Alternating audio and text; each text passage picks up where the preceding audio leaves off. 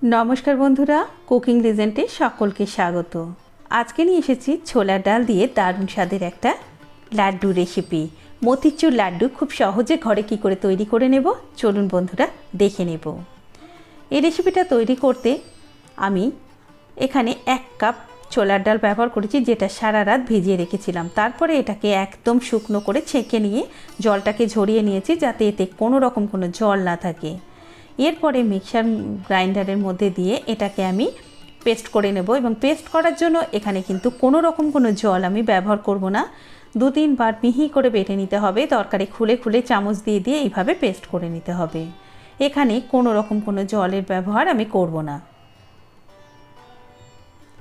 Paste করে নেওয়া হয়ে গেছে। এরপরে এটাকে আমি একটা পাত্রের মধ্যে ঢেলে নেব। পাত্রের মধ্যে ঢেলে নেওয়া হয়ে গেলে ঠিক এই রকম ভাবে পুরোটাই আমি কিন্তু পেস্ট করে নেব। গ্যাসের মধ্যে একটা প্যান বসিয়ে দিয়ে তার মধ্যে ঘি দিয়ে দেবো। ঘি দিয়ে এই রকম ভাবে ছোট ছোট করে বড়ার মতো করে ভেজে তুলে নেব। পুরো যেভাবে আমরা বড়া ভাজি সেইভাবে ভেজে তুলে নেব। একই রকম ভাবে পুরো তৈরি করে নেব সবগুলো। 2 মিনিট থাকার পরে উল্টে দেব। আর গ্যাসের ফ্লেমটাকে কিন্তু মিডিয়ামে রেখে দেবো, যাতে না বড়াগুলো পুড়ে যায়। কালারটা খুব একটা চেঞ্জ হলেও হবে না, একটুখানি সাদা সাদাই থাকবে। এইভাবে আমি ভেজে নিয়ে আর তুলে নেব। সবগুলো একই রকমভাবে আমার ভাজা হয়ে গেছে, দেখতে পাচ্ছেন। এরপরে এই ভাজাগুলোকে আমি তুলে নেব। তুলে নেওয়ার পরে বাকিগুলো কিন্তু একই রকমভাবেই ভেজে নিতে হবে। বন্ধুরা, এই রেসিপিটা অবশ্যই একবার তৈরি করবেন। দোকানে যে লাড্ডু আমরা কিনে খাই তার থেকে কিন্তু অনেক ভালো লাগবে খেতে, কারণ বাড়িতে তৈরি করা ঘিয়ে ভাজা এতটা সুন্দর লাড্ডু কিন্তু দোকানে পাওয়া যায় না। তারপরে ওর মধ্যে আরও কিছুটা ঘি দিয়ে এর মধ্যে কিছু ড্রাই ফ্রুটস আমি ভেজে নেব। এখানে 4 মগজ দিলাম, কাজু আমন্ড দিয়ে দিলাম, আর কিছুটা কিশমিশ আমি আগে ভেজে তুলে রেখেছি। আর বন্ধুরা, এইটা খুব বেশি ভাজার দরকার নেই, এটা 1 মিনিট ভাজতে হবে। গ্যাসের ফ্লেমটাকে একেবারে লোতে রেখে ভেজে নিতে হবে। এরপর বড়াগুলো একটু করে ভেঙে নেব, কারণ এই বড়াগুলোকে আমাকে আবার মিক্সির মধ্যে দিয়ে গুঁড়িয়ে নিতে হবে। পুরো বড়াগুলোকে ভেঙে নিয়েছি। এরপর আবার মিক্সির মধ্যে এগুলোকে দিয়ে দেবো, দিয়ে এগুলোকে গুঁড়িয়ে নেব। খুবই সহজ পদ্ধতিতে আমি আপনাদেরকে দেখালাম যে মতিচুর লাড্ডু কিভাবে তৈরি করতে পারবেন। এর থেকে সহজ পদ্ধতি আর হয় না। আমি গ্যারেন্টি দিচ্ছি, আপনারা যদি একবার তৈরি করেন আপনারা বারবার বানাতে চাইবেন, এবং বাড়িতে যদি কোনো অতিথি আসে তাহলেও কিন্তু আপনারা তৈরি করে দেবেন। একটা পাত্রের মধ্যে এগুলোকে তুলে নিলাম। এখানে কিন্তু কোনো রকম দানা থাকা যাবে না, দানাগুলো থাকলে একটু বেছে তুলে নিয়ে আবারও গুঁড়িয়ে নিতে হবে। সবটা একই রকমভাবে আমি গুঁড়িয়ে নিলাম। এরপরে আমি চলে যাব পরবর্তী পর্যায়ে। এখানে আরও বেশ কিছুটা ঘি আমি দিয়ে দিলাম প্যানের মধ্যে। তারপরে যে ডালগুলো আমি গুঁড়িয়ে রেখেছি, ডালের বড়াগুলো, সেইগুলো দিয়ে ভালো করে ভেজে নিতে হবে ঘিয়ের সাথে একদম। এরপরে ড্রাই ফ্রুটসগুলো মিশিয়ে নিয়েছি, ভালো করে ভেজে নেব। পুরো ঘি যতটা বেশি দিতে পারবেন ততটাই কিন্তু এটাতে টেস্টি হবে। ভালোভাবে পুরোটা মিশিয়ে নিয়েছি, দেখুন।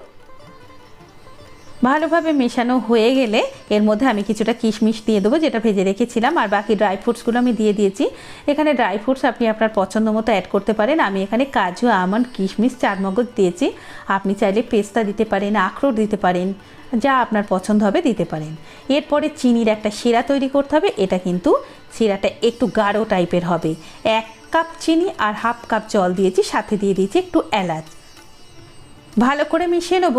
এবারে ঘন শিরা তৈরি করে নিতে হবে। 2 তার বা 3 তার বিশিষ্ট শিরা তৈরি করে নিতে হবে।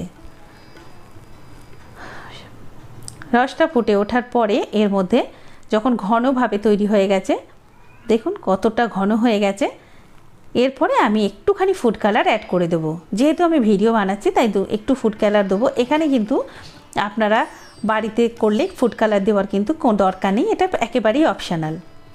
তার জন্যে স্বাদের কোনো পার্থক্য হবে না। ফুড কালারটা দিয়ে ভালো করে মিশিয়ে নিয়ে বড়া যেগুলো ঘিয়ে ভেজে রেখেছিলাম সেগুলো এর মধ্যে দিয়ে দেব। এই শিরার মধ্যে দিয়ে ভালো করে এবারে পুরোটাকে মিশিয়ে নেব। গ্যাসের ফ্লেমটাকে এখন কিন্তু মিডিয়ামেই রাখবো। ভালো করে মিশিয়ে নেওয়া হয়ে গেলে, একদম ভালোভাবে মিশিয়ে নিয়েছি, 2 থেকে 3 মিনিট এগুলোকে ভালো করে মিশিয়ে ঢাকা দিয়ে 2 মিনিটের জন্য রেখে দেব। 2 মিনিট পর গ্যাসের ফ্লেমটাকে বন্ধ করে দেবো।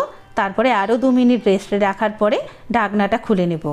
আর 10 মিনিট পরে এটা যখন একটু ঠান্ডা হয়ে যাবে তখন হাতের মধ্যে ঘি বুলিয়ে লাড্ডুর মতো করে পাকিয়ে নিতে হবে। আর এটাকে একটা পাত্রের মধ্যে ঢেলে নেবো। এবার যেরকম সাইজ আপনি করতে চান সেই রকম সাইজ করে করে আপনাকে তৈরি করে নিতে হবে।